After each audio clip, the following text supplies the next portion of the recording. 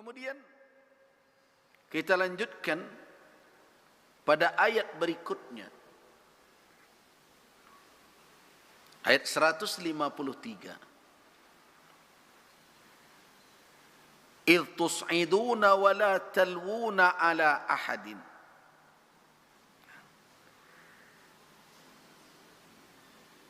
Ketika kamu lari, tus'idun maknanya menghindar ke tempat yang lebih tinggi, tidak terjangkau oleh musuh. Wala talwuna, dan kamu sekalian tidak menoleh kepada siapapun. Jadi ketika kocar kacirnya pasukan, ternyata ada yang lari dari medan perang.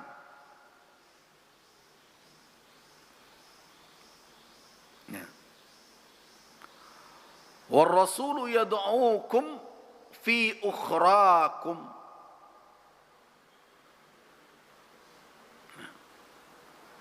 Sedangkan Rasul menyerumu, memanggilmu fi ukhrakum,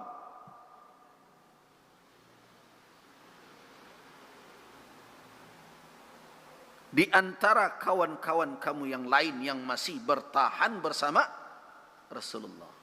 Jangan lari. Itu panglima. Panglima yang hakiki tidak bergeser dari posisinya. Tidak lari dari medan juang tatkala pasukannya telah kocar kacir, tapi sabat, teguh. Ada pula panglima, oranglah berkecamuknya hilang.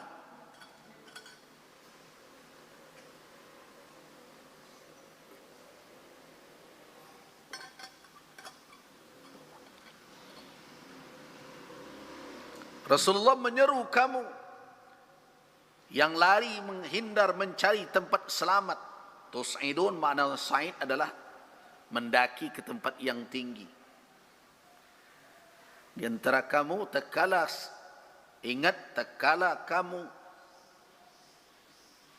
lari dari medan juang mencari posisi yang aman,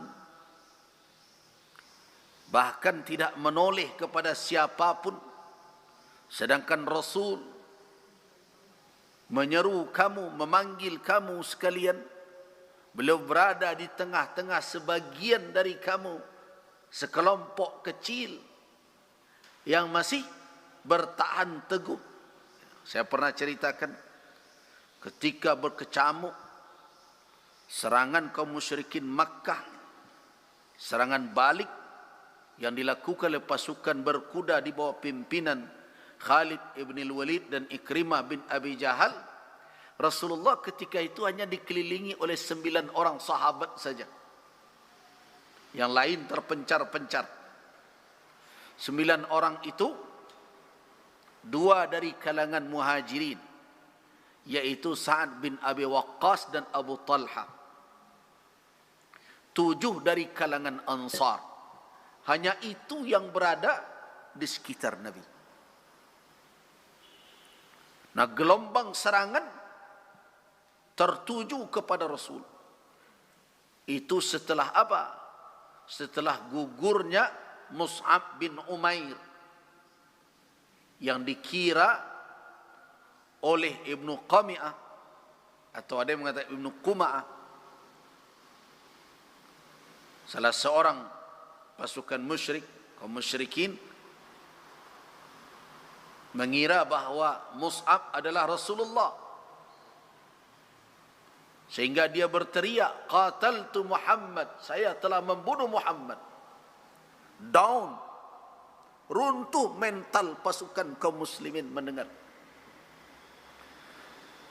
Nah, sikap mereka beragam. Ada yang lari, ada yang melepaskan saja senjata, untuk apa lagi berjuang, Rasulullah telah tiada.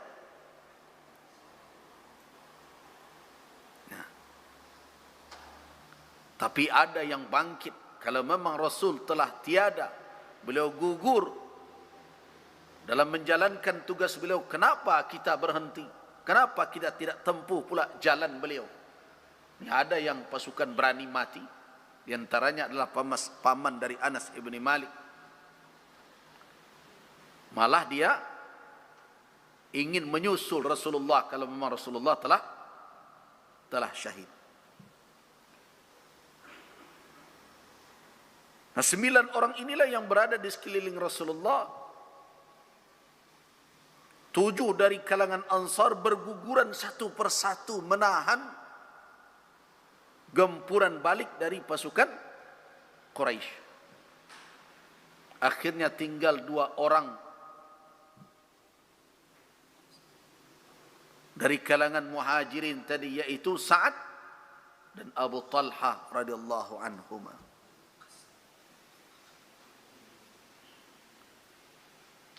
Entah berapa busur patah di tangan Sa'ad. Entah berapa pedang patah. Dan entah berapa sayatan luka di tubuh Abu Talha. Sehingga ketika orang berbicara tentang Uhud, kalau di hadapan Umar bin Al-Khattab, apa kata Umar? Dzakal yaum yaum Abi Talha. Hari itu adalah harinya Abu Talha. Kenapa? Karena hari itu Abu Talha memperlihatkan loyalitasnya, kesetiaannya, kepiawaiannya, kependekarannya, keberaniannya, keteguhannya, dan ketulusannya dalam berjihad. Abu Talha.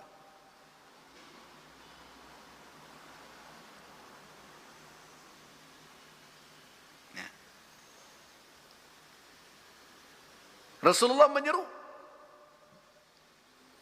Nah, sebagian sahabat yang sudah terpencar tadi berusaha mendekat kepada Rasul. Ali bin Abi Thalib, Abu Bakar As-Siddiq, Umar bin Al-Khattab, akhirnya bisa bergabung. Tapi sebagian dari kamu tus'iduna wa la talwuna ala ahadin, mencari tempat selamat, lari dari medan juang, tidak menoleh kepada siapapun, padahal Rasul memanggilmu di tengah-tengah kawan-kawanmu yang lain yang masih teguh di medan perang.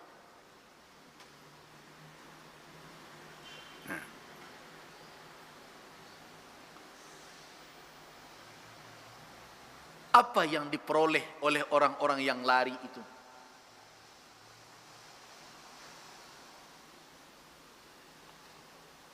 Nah, Allah Subhanahu wa taala memberikan pelajaran. Dimasukkan oleh Allah ke dalam hati mereka ghammam bi ghammin. Kesedihan. Kenapa langkah itu yang diambil? Kenapa lari meninggalkan Rasul? Ini pertanda orang baik.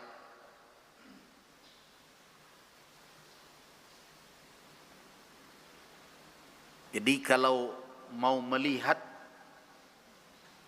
keadaan diri kita, masihkah ada kebaikan dalam diri, coba ingat-ingat kesalahan, sedih tidak terasa di dalam kalbu. Kalau masih ada kesedihan dan rasa bersalah, bersyukurlah. Segera tindak lanjuti rasa sedih itu dengan istighfar.